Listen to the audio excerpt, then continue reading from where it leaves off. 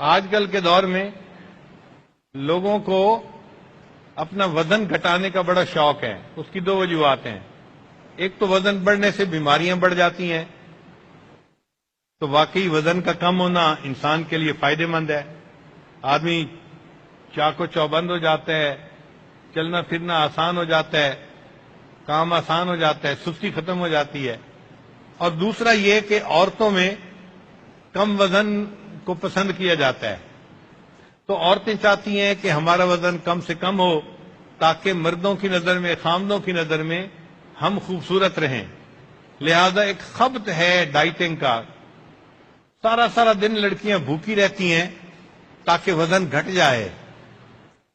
وزن گھٹانے کے لیے فقط ڈائٹنگ کرنے کی کیا ضرورت ہے؟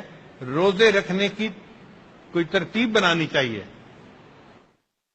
روزے رکھنے کی ترتیب بنا لیں، اگر ایک دن روزہ ایک دن افطار، تو ماشاءاللہ خود بخود وزن بھی کنٹرول ہو جائے گا۔ آج کے دور میں ایک نئی ریسرچ آئی ہے، اس کا نام انہوں نے رکھا ہے 2+5۔ ہم اس ریسرچ کو پڑھ کے خود بڑے حیران ہوئے۔ انہوں نے کہا کہ دماغ کو جو ایک مرتبہ سگنل ملتا ہے نا، تو دماغ اس کو فوراً رجسٹر نہیں کر لیتا، اس میں ٹائم ڈیلے ہے۔ ٹائم ڈیلے کا کیا معنی؟ کہ جسم دیکھتا ہے کہ یہ اچانک کچھ ہو گیا ہے یا مستقل ہو رہا ہے، اور وہ 6 دن یا 7 دن کا پیریڈ بنتا ہے ایک ہفتے کا۔ یعنی آپ اگر ایک دن فرض کرو روزہ رکھتے ہیں، تو روزہ رکھنے کا سگنل دماغ نے لے لیا، اب اس کے بعد آپ نے کھانا کھا لیا، تو کھانا کھانے کا سگنل فوراً رجسٹر نہیں کرے گا، بلکہ وہ جو روزے کا سگنل تھا وہ 6-7 دن تک وہی رہے گا۔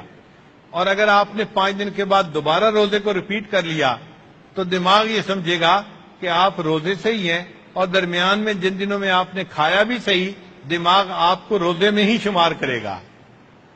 اس لیے جو بندہ ہفتے میں 2 دفعہ روزہ رکھے اور باقی 5 دن نارمل کھانا کھائے، دماغ یوں محسوس کرتا ہے کہ پورا ہفتہ ہی اس نے روزے میں گزارا ہے۔ تو جس دماغ جو ہے بندے کے جسم میں چربی کو جمع ہونے ہی نہیں دیتا۔ اس کا نام انہوں نے رکھا ہے 2+5۔